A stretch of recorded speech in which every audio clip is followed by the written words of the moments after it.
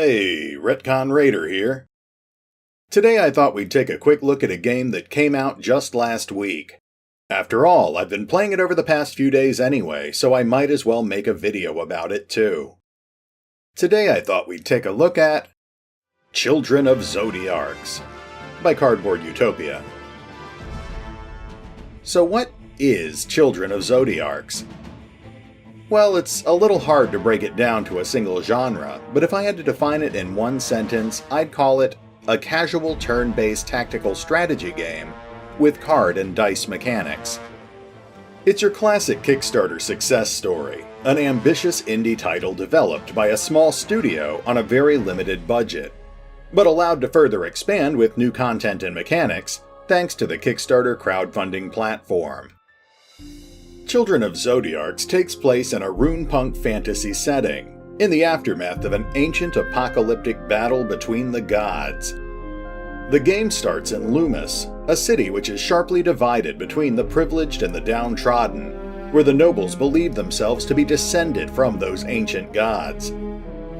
The player takes control of a small group of orphaned outcasts raised by an opportunistic scoundrel who feeds and houses them in exchange for their loyalty, and who often sends them on dangerous missions to steal from the nobles in the upper city. The main plot of the game revolves around a fateful series of heists involving a number of ancient magical relics known as Zodiarcs. The story is told through a series of linear chapter-based battles, though the player does have some limited opportunities to trigger optional dialogue outside of battle to further explore the lore of the setting or the backgrounds of the characters they're controlling. From a gameplay standpoint, Children of Zodiarcs combines elements of a relatively simple turn-based tactical strategy game with elements of deck building and dice rolling. Battles take place on a conventional grid-based map with basic rules for elevation, facing, and counterattacking. At its core, the combat system might be a little too simple for most hardcore strategy fans, but the card and dice mechanics do add an additional layer of strategy to the game.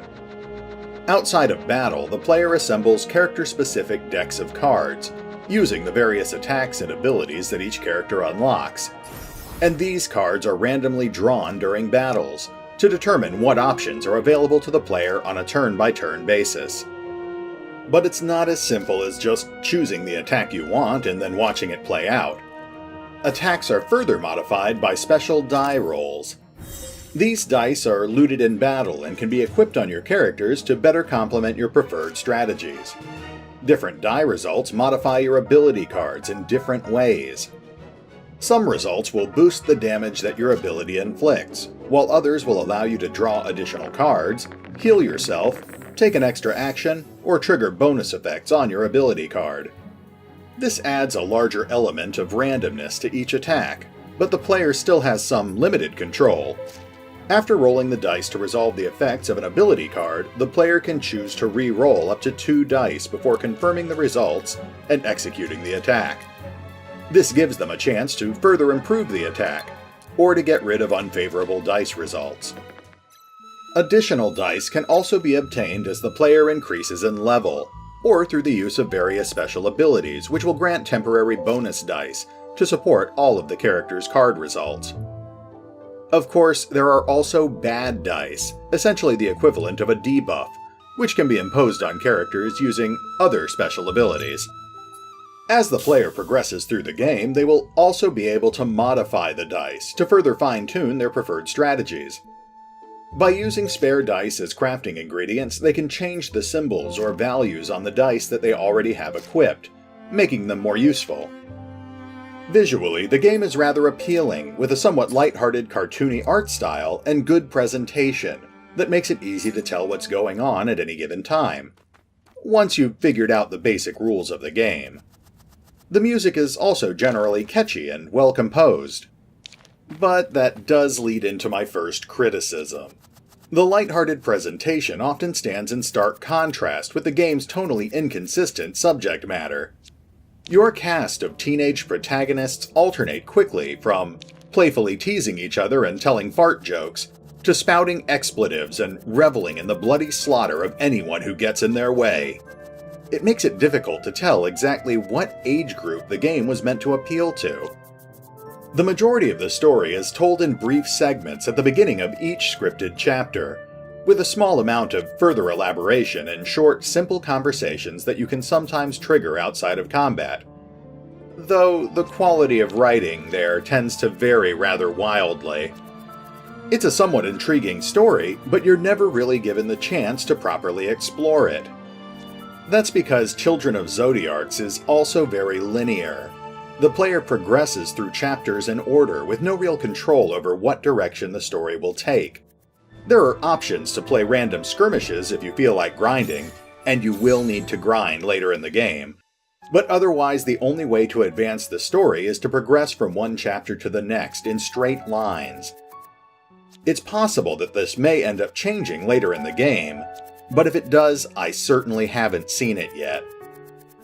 This lack of player agency also extends to the characters themselves. Although the player controls the three main characters in battle, they have very little control over other aspects of the game. There's no real control over things like character appearance, customization, equipment loadouts, or level growth.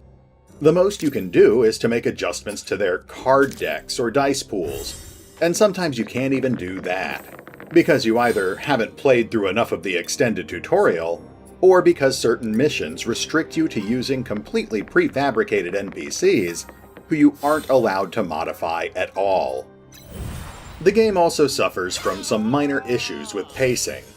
The tutorial, for example, is effectively stretched out over the entire first chapter, which consists of 4 or 5 separate battles.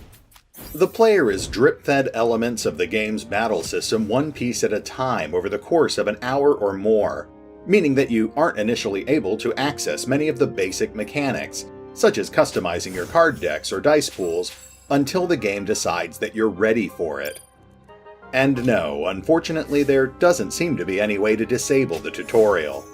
It's also worth noting that some of the default controls are a bit awkward. I often found myself struggling with the sluggish camera, and it's easy for misclicks to result in your character ending up in the wrong spot, or facing in the wrong direction. A much more prominent issue was with the length of the unskippable battle animations. Individually, they only took about 5 to 10 seconds apiece, but when you often face 6 to 10 enemies at a time, that could quickly add up to waiting a minute or more between each of your turns. Fortunately, the developers quickly responded to fan feedback and improved the overall speed of combat, which did come as a very pleasant surprise. While I do think the game has other issues, I applaud the developers for quickly responding to an issue that was drawing an awful lot of complaints in the first week of the game's release. So, what's the final verdict? Well, it's a game that I've been more or less enjoying, though the overall tactical depth does feel fairly shallow, even with the card and dice mechanics bolted onto it. It feels fairly casual as far as turn-based tactical strategy games go, though that's not necessarily a bad thing if you're in the mood to play something casual.